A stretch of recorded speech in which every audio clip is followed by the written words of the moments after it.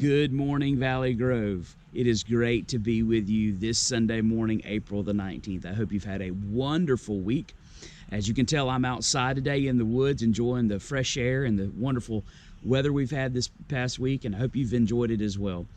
Before we get started this morning, as we continue to venture on into the story of Ruth, I want to give you just a couple quick reminders or announcements, if you will, just to kind of keep you updated on what's going on in the life of the ministry here at Valley Grove. First, I hope you are watching our midweek videos. If you're not, the link will be down below in the video, below this video, I should say.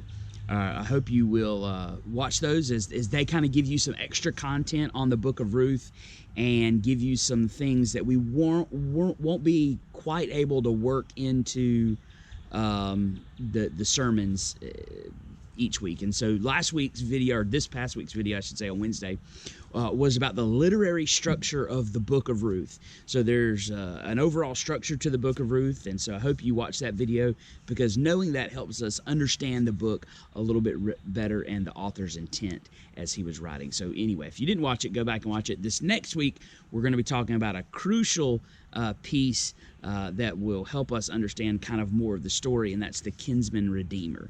And so we'll look at that on this upcoming Wednesday. So don't forget to check out the midweek videos. I'm trying to post when I'm going to show those. That way you have more time to interact and watch. And again, thank you so much for being so active already online as well. Another quick announcement. Hey, don't forget, I know in the midst of all this COVID-19 stuff and all the hoopla that's going around that, don't forget, Pastor Jacob and Miss Alyssa are still getting married on May the 9th. And so send them a message. You might need to pray for Jacob more, or maybe Alyssa, in regards to Jacob. Just kidding. No, they're excited about getting married. I'm excited for them. And we were supposed to have a wedding shower for them, but due to all the corona stuff, we had to postpone that. So be looking for when we're going to have that for them. But yeah, just pray for them, encourage them, send them a message, send them a card. However, just remember them in the days ahead. Also, something really exciting, and some of you already know this, our church app, the Valley Grove app, is now fully on both platforms, Apple and Google Play on Android. And so I'd encourage you to download that so that you can stay more connected with what's going on. We'll have some notifications. We can push notifications through that. You can keep up with content that's going on. Also, all the previous videos from when we started doing virtual worship are now on YouTube as well. And so you can go look at those. And if you didn't get to catch one during the week, they'll be on YouTube as well. Continue to check our Facebook page, as that's where we'll update everything. And again, just thank you for being so active online and during this time as well. It could be a time for us to kind of, go in a hole and stick our head in the sand and just kind of be isolated and remote. But many of you have continued to be active, engaging with each other, whether that be phone calls or text messages or on Facebook or other social media platforms. So thank you so much for being that. And then lastly, and I know this is going to be a big question that many of you will have in the days ahead, but let me kind of go ahead and lay out what ministry is going to look like as far as Sunday morning, at least, for the next few weeks. I know Governor Kemp came out this week with a plan to begin to reopen the state, and I know there's a lot of talk. Some people are for it, some people are against it, but the reality is, as staff, we met before he even made that decision, because ultimately it's up to us to do what's right for all of our church and for all of our members. And so we decided on Monday that we would continue doing virtual worship at least through May 17th.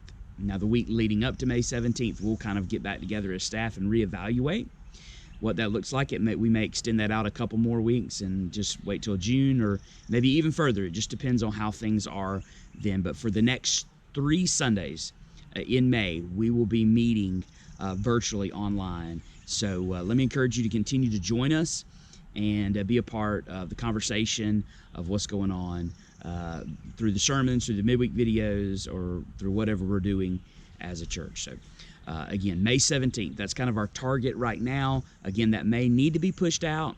It may not. We'll just have to wait and see. So just be prepared to hear about that more in the future. And lastly, as tough as this decision has been for some of our children's ministry leaders, it's just one that we think's best. And we've decided to postpone VBS this year in the interest of our children and our workers and everybody involved. It just seemed like the best thing to do right now.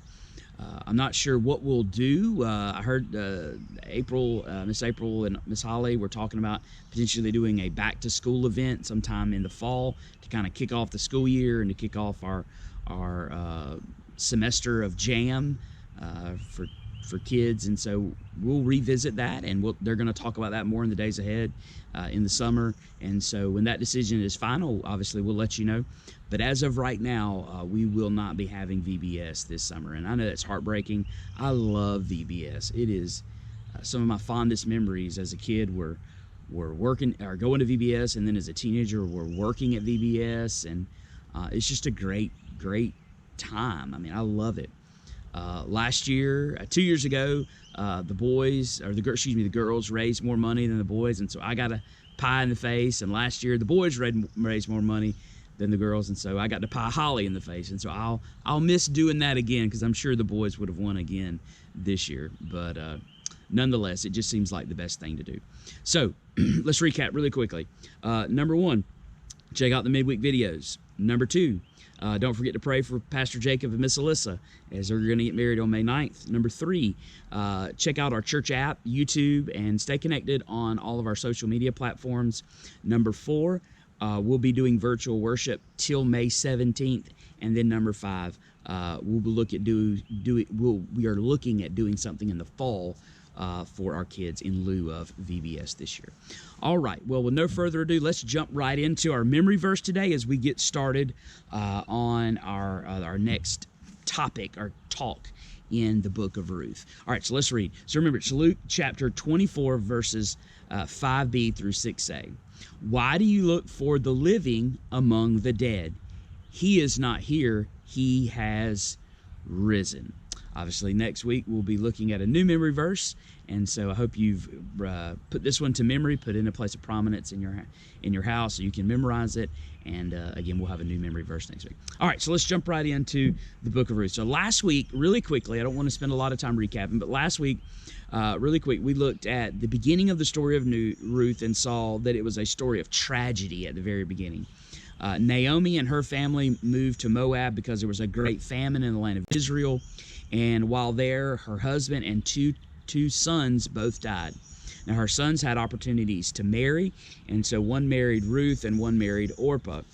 Naomi gave both of them the opportunity to go back and live with their parents, and Orpah took that opportunity, but Ruth didn't, and Ruth decided to stay with Naomi. And through that circumstance and through that conversation that was going on, we saw two truths about Ruth, one about Ruth and one about Naomi. Excuse me. And the one about Ruth was that she was loyal, that she was supremely loyal to Naomi. And what we saw about Naomi is Naomi was a person of character because of how she handled the situation, and because Ruth wanted to be with her. There must have been something inside of her, and so she was a person of character, even in the midst of great tragedy. And so today we want to go forward into the story and look at chapter 2 and a little bit into chapter 3, because really 2 and 3 are the heart of the book, and they kind of set the stage for what's going to happen. Chapters 1 and 4 are kind of like the bookends, as we talked about in our midweek video, and chapter 2 and 3 really hold the key or the heart of the book. And where we left off last week, we saw that there was a glimmer of hope for Ruth and Naomi. The very last verse of chapter 1, verse 122, says that when they arrived back in Bethlehem, I'm going to paraphrase this, where they arrived back in Bethlehem, and it was the beginning of the barley harvest. Now remember, they didn't have a lot because they had to leave, they left Moab, had to travel back, and so they're in desperate need of food, but they're arriving at the perfect time because of the beginning of the barley harvest. Barley in ancient Israel was the first cereal grain to be harvested, and it actually would have been harvested around this time of year in late April or early May. And since it was the first one, that means they would have arrived at the beginning of the consecutive harvest seasons, which was good for them, because without a provider, without a necessary means of income, they would have needed to rely on the grace of other people. And they were hitting it at a good time because people had things. They were harvesting their crops for the year, and they would be doing so through consecutive weeks and months. And so they landed in Israel at a great time. And chapter 2 opens up with Ruth and Naomi having this conversation of quite frankly, hey, we need to go, we need some food.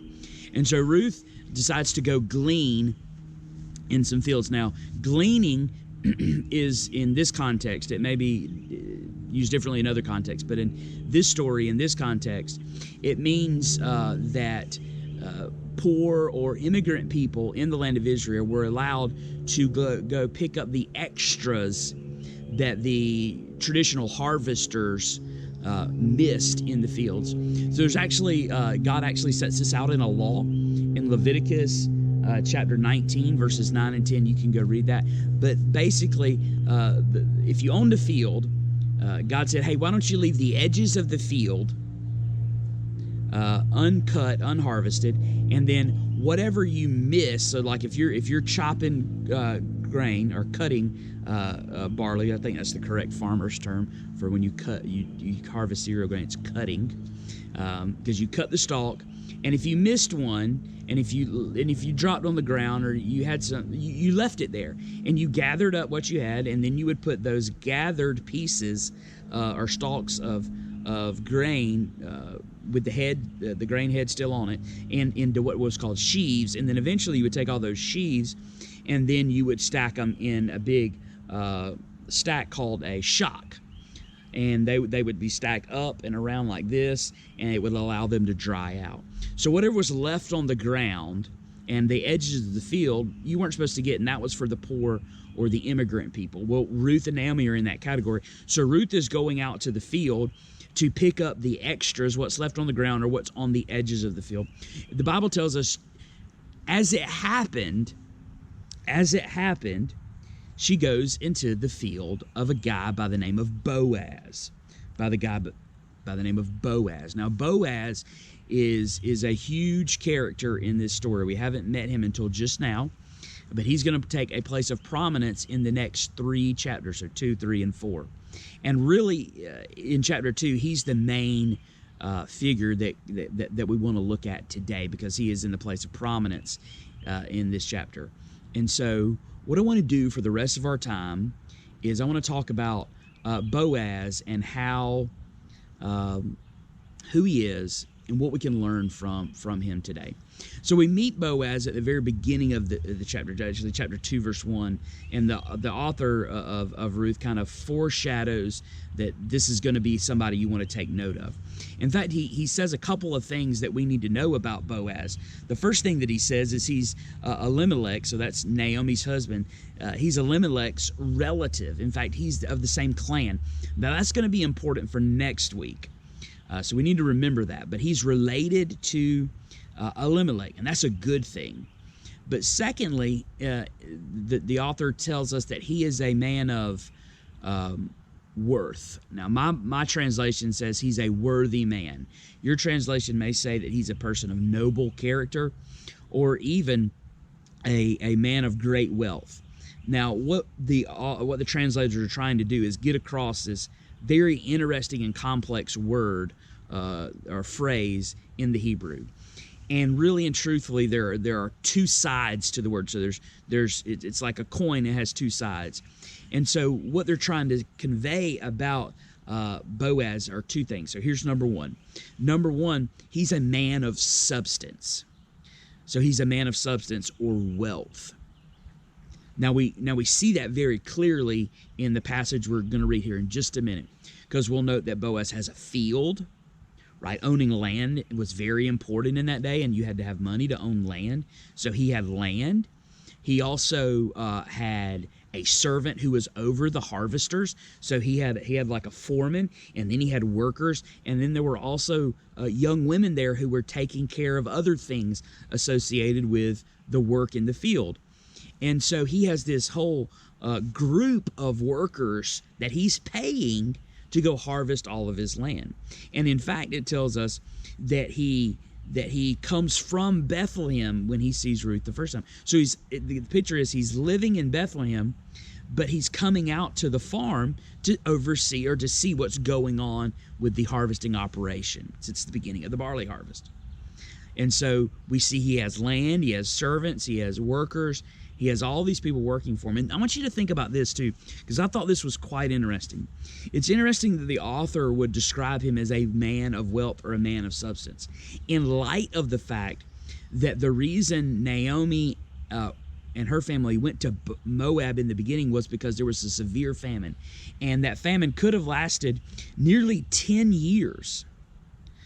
So I don't know about you, but we lived in a farming community when Holly and I first got married, and those were some of the hardest working guys and ladies I ever met. But I would dare say, as great as all of them were, if they had had a 10-year famine and drought, I'm not sure all of the ones that we knew would have made it. I mean, or they would have been on the edge of existence nonetheless. But the text tells us today that Boaz, after a 10-year famine, was still a man of wealth and a man of substance. That's interesting. To me, that tells us he's good at what he does. He's good. He's a good businessman, and he knows what he's doing, right? And so we see that and we'll see that more as we go on through the story. But more than that, there's another side to this idea of a worthy man or noble character or a man of substance. There's another side. So not only does it mean he has great wealth, but it also means he has great character. In fact, the strict definition of the word is that he is noble with respect to character. And it is that aspect of Boaz that the author highlights the most in the next set of verses, or in the set of verses where Ruth and Boaz have this great conversation. And that's what I want to read for us this morning. All right, so read it with me. This is verse 8, chapter 2, verses 8 and following. Then Boaz said to Ruth, "Now listen, my daughter, do not go glean in another field." So don't go to anybody else's field and pick up barley or wheat or whatever. Or leave this one, but keep close to my young women. Let your eyes be on the field that they are reaping, and go after them.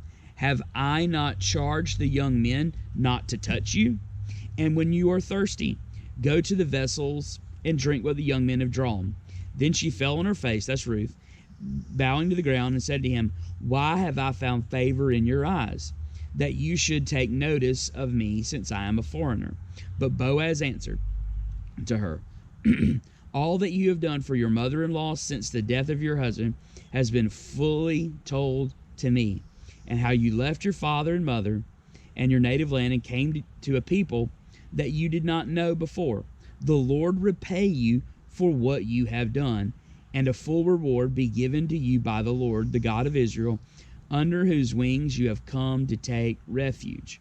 Then she said, "I have found favor in your eyes, my Lord, for you have comforted me and spoken kindly to your servant, though I am not one of your servants." Now, verse 14. This is the second setting. "And at mealtime, Boaz said to her, 'Come here and eat some bread and dip your morsel in the wine.' So she sat beside the reapers, and he passed to her roasted grain. And she ate until she was satisfied, and she had some left over. When she rose to glean," so that's when Ruth rose to go glean some more, Boaz instructed his young men who were still sitting around where they were eating, the table or the circle, so to speak, "Let her glean even among the sheaves." That's the grain they've already bundled up. "And do not reproach her. And also pull out some from the bundles for her, and leave it for her to glean, and do not rebuke her." So she gleaned in the field until evening. And then she beat out what she had gleaned, and it was about an ephah. That's a quantity of barley. All right. So what the author does there is he highlights this word that he uses to describe Boaz, and he chooses to highlight not necessarily his wealth, but his internal character, right? So you have, the word means he has outward-facing, tangible things, but then he has intangible, internal components to his life as well. And it's that part that he chooses to highlight the most. And so what I want to do is I'm going to look at a few things that I think the author highlights that describe what it means to be a worthy man or a man of noble character. All right, so here's number one. The first thing that Boaz does is he protects Ruth. So what does it mean to be a man of worthy character?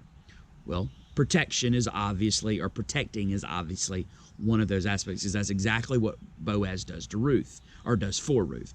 Now, whether we want to admit it or not, Ruth was really vulnerable at this stage. I know in our culture today, that's not something we want to talk about or think about, but the reality is Ruth and Naomi were in a very vulnerable state. Think about all that they had gone through. They lost a husband, a son, a father-in-law, and all of this. And so they were probably very vulnerable emotionally, physically. They were hungry, personally, just interpersonally, everything going on, spiritually maybe. And Holly and I were trying to come up with a good way to describe this last one, so I'm not even sure this is a word, but it sounds good. They were vulnerable nutritionally, meaning they didn't have any food, right? And so Ruth is very vulnerable. But what does Boaz do? He doesn't use her vulnerability to his advantage, quite the opposite. He uses what he has to make sure she's less vulnerable. He protects her, right? He says, don't go to any other field. You stay right here. Wherever we're working, that's where I want you to be at. Why? Because he can provide for her in a safe environment. Did you hear what he told the young men when she left? I've told all of those dudes, don't touch you, don't mess with you. Not everybody would have said that. Not everybody would have said that. See, Boaz goes above and beyond the call of duty, so to speak, to make sure Ruth is protected and in a safe environment so that she can flourish. It's part of what it means to be a worthy man or a man of noble character. But secondly, he met the needs of Ruth. Ruth's most immediate need was food. So what did he do? One, he allowed her to glean in his field. Two, he brought her in to eat dinner with all of his workers, and in fact gave her as much as she wanted, right? Then allowed her to go back and glean more, and then said, hey, it's going to get hot out here. You're going to get thirsty. My guys have already poured some water up. You just go get some of that too. He provided for every one of her needs, but two most basic needs, food and water, and allowed her the space to gather what she needed to provide for her and Naomi. But more than that, did you hear what he told his guys? He said, don't just not touch her, but look, guys, if she goes, I know y'all worked, this is my paraphrase here, I know y'all worked hard getting those sheaves together, but you know what? If she goes and picks one up, don't tell her no. Let her do it. And in fact, more than that, why don't you go over there and why don't you pull some extra grain out and why don't you sprinkle it on the ground so that she can have that as well? And again, Boaz goes above and beyond the status quo, because the Lord's command in Leviticus 19, 9 through 10, and again, you can read that, he doesn't have to do that. It just says, leave the edges of the field and let people come in and glean after the harvesters. But he goes above and beyond the status quo. He says, if she wants some of the sheaves, you let her have those. And in fact, why don't you go out there and pull some more out and put it on the ground for her to glean? And so again, he goes above and beyond the call of duty to make sure not only is she protected, but she has her most basic needs met. And number three, and I love this one, he acknowledges her virtue. So in the middle of that story, I hope you caught it. In this first setting, where they're first having this interaction with one another, Boaz tells her all this stuff. Don't go anywhere else. You stay here. If you want water, it's right there. I told my people, don't mess with you. You'll be safe here. And Ruth is in astonishment. She says, wow, why have I found such favor with you? And did you hear what Boaz said to her? Let's read it again. But Boaz answered, all that you have done for your mother-in-law, this is verse 11, since the death of your husband has been fully told to me, how you left your father and your mother and your native land and came to a people you did not know before. What does that tell me? And that tells me that Boaz was a listener, he was compassionate, and he was never afraid to give someone a compliment who deserved it. He acknowledged Ruth's virtue. He said, hey, I see what you've done. I've heard what you've done, and that's a very good thing. You're a virtuous person. He was quick to give a compliment to Ruth when she probably needed it the most, right? Because I'm sure life was very hard and difficult at this moment. And he just gave her an encouraging word. And then lastly, and we'll see this next week, Boaz is a man of his word. I won't give all the details away because if you hadn't read chapter 3, it's where it gets really good. Boaz makes a promise to Ruth, and in fact, in chapter 4, he fulfills that promise. And so we see 4 things the author presents that kind of explain what it means to be a person of noble character or a worthy man. And number 1, Boaz protects Ruth. Number 2, he provides everything she needs. Number 3, he's quick to give her acknowledgement or a compliment for her virtuous deeds. And number 4, he's a man of his word. Right? And in all of those areas, he goes above and beyond what is required of him. And so that's who Boaz is. And we'll see these qualities played out over and over again through chapters 3 and in chapter 4 as well. So the question we have to answer for us today is, because obviously when we read the Bible, we don't want to just read it and gain knowledge and insight, but we want to apply it to our lives. And so the question that we've got to ask ourselves this morning is, okay, so how do we apply this to our life? So we've talked about Boaz, we've seen who he is and the characteristics that he has, and all those are awesome and amazing. So how does that apply to me? Well, while this obviously can apply to anyone and everyone, and we can all glean something from the life of Boaz, the reality is that today's application should be most squarely directed at us men. And so, ladies, feel free to grab a pen, if you haven't already, and a piece of paper, and jot what I'm going to say down next.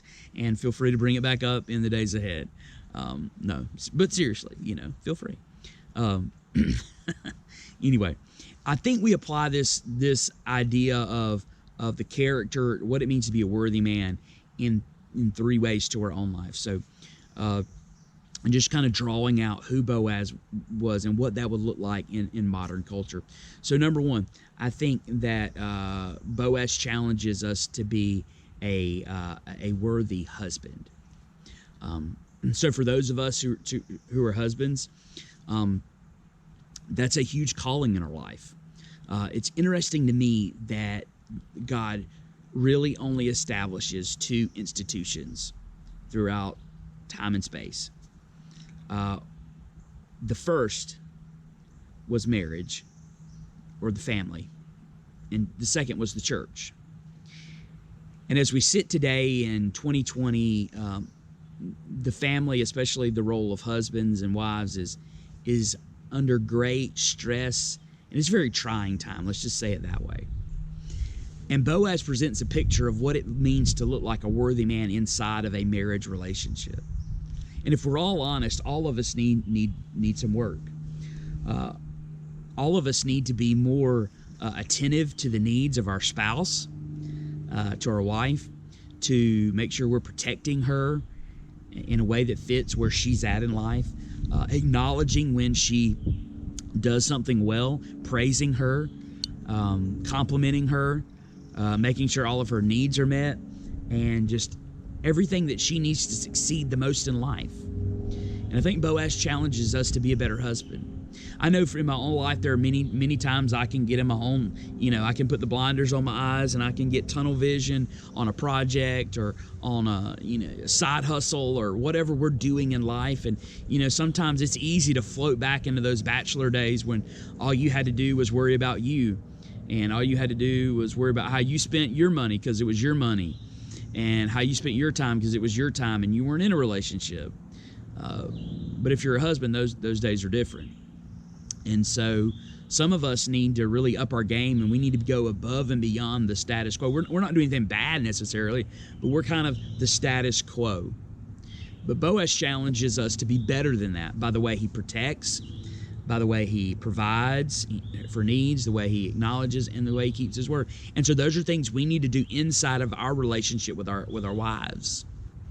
And so if you're not doing it, let me challenge you to be more like Boaz, to be more protective in a sense. I don't mean like, bowing up your chest and all that, but just making sure your family has everything they need, and your wife has everything she needs to succeed in life in whatever area she chooses for her vocation. And so just make sure that she has all of that. And so Boaz challenges us to be a better husband. Secondly, I think Boaz challenges us to be a better father. Now, obviously, Boaz doesn't have any kids at this point, and neither does Ruth. But I think the way that Boaz interacts with Ruth is a great teacher for how we should interact with our kids, especially on one main point. I can't tell you how many times in the course of my life, and it's a tragedy, an absolute tragedy, how many times I've heard, especially older men, mention that their fathers never told them they were proud of them, that they loved them, or something like that. And my heart breaks every time I hear one of those stories. One of the greatest joys and challenges of my life is obviously raising my two boys, Tucker and Tanner. I love them dearly. Some days I want to, but I love them. But one of the things I've committed to do, and I hope you will as well, because my father did this with me. He was, obviously wanted the best for me, but also was always willing to tell me that he loved me. And so I've made it one of my challenges, one of my goals in life, is to always be continually telling my boys that I love them, that I'm proud of them, and that I'm supportive of them. Because far be it from me if I don't acknowledge them as people made in the image of God, as my sons, but more than that, when I don't acknowledge when they do something good, right? So dads, I don't know where you're at, but let me encourage you, there's nothing greater you can do for your sons or your daughters than to tell them that you love them, that you're proud of them, and acknowledge when they do something good, when they clean their room up good, and they don't have to be told. Tell them when they pick up after themselves, when they help do work, when they do chores, when you don't have to get on them. Tell them, because what you reward gets repeated. I'll say that again. What you reward gets repeated. And so I've made it one of my goals in life to make sure that my boys know that I love them, that I'm proud of them, and to acknowledge whenever they do something good. Because oftentimes we have the habit of just acknowledging when they do something bad. So we need to change that narrative, right? What you reward gets repeated. And lastly, I think Boaz challenges us to be a better citizen, right? So to be a better husband, to be a better father, and to be a better citizen. Boaz knew of Ruth in name only until they met that day. But at the moment that they met, he was willing to go above and beyond the call of duty to allow her to have her most basic needs met in life. And so I know we can't help everyone, and I know we can't do everything for everybody. I get that. But I would challenge all of us, myself included, that when we find a need in our area of influence, we need to be a good citizen, or maybe this is even a better word. Maybe this is even a more biblical word, a better neighbor. You remember the story that Jesus tells, the parable of the Good Samaritan, how the Israelite is on the road and he's about half dead, and then the Samaritan comes by and does whatever he can to help him back to good health, even putting him in the inn and giving him money and saying, hey, when I come back, if you need more, I'll give it to you. And then Jesus asked the person who asked the whole question to begin with, who do you think the neighbor is? And the guy responds, the one who showed him mercy. And so the whole point is a neighbor is anyone who needs help. So Boaz again challenges us to be a better neighbor, to be on the lookout, to be perceptive of needs that we can meet in our community in a positive way.